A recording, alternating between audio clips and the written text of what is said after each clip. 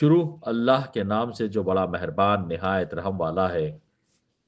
کیا آپ نے اس بات پر نظر نہیں کی کہ اللہ نے آسمان سے پانی اتارا، پھر ہم نے اس کے ذریعے سے مختلف رنگتوں کے پھل نکالے، اور پہاڑوں کے مختلف حصے ہیں، سفید اور سرخ، ان کی بھی رنگتیں مختلف اور بہت گہرے سیاہ، اور اسی طرح آدمیوں اور جانوروں اور چوپایوں میں بھی بعض ایسے ہیں کہ ان کی رنگتیں مختلف ہیں۔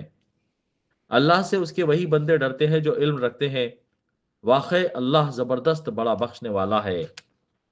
جو لوگ کتاب اللہ کی تلاوت کرتے ہیں اور نماز کی پابندی رکھتے ہیں، اور جو کچھ ہم نے ان کو عطا فرمایا ہے اس میں سے پوشیدہ اور علانیہ خرچ کرتے ہیں، وہ ایسی تجارت کے امیدوار ہیں جو کبھی خسارے میں نہ ہوں گے، تاکہ ان کو ان کی اجرتیں پوری دے اور ان کو اپنے فضل سے اور زیادہ دے۔ بے شک وہ بڑا بخشنے والا قدردان ہے۔ اور یہ کتاب جو ہم نے آپ کے پاس وحی کے طور پر بھیجی ہے، یہ بالکل ٹھیک ہے، جو کہ اپنے سے پہلی کتابوں کی بھی تصدیق کرتی ہے۔ اللہ اپنے بندوں کی پوری خبر رکھنے والا، خوب دیکھنے والا ہے۔ پھر ہم نے ان لوگوں کو اس کتاب کا وارث بنایا جن کو ہم نے اپنے بندوں میں سے پسند فرمایا۔ پھر بعض تو ان میں اپنی جانوں پر ظلم کرنے والے ہیں، اور بعض ان میں متوسط درجے کے ہیں، اور بعض ان میں اللہ کی توفیق سے نیکیوں میں ترقی کیے چلے جاتے ہیں۔ یہ بڑا فضل ہے۔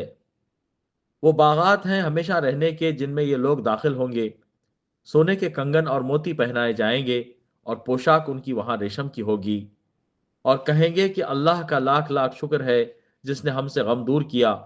بے شک ہمارا پروردگار بڑا بخشنے والا، بڑا قدردان ہے، جس نے ہم کو اپنے فضل سے ہمیشہ رہنے کے مقام میں لا اتارا، جہاں نہ ہم کو کوئی تکلیف پہنچے گی اور نہ ہم کو کوئی خستگی پہنچے گی۔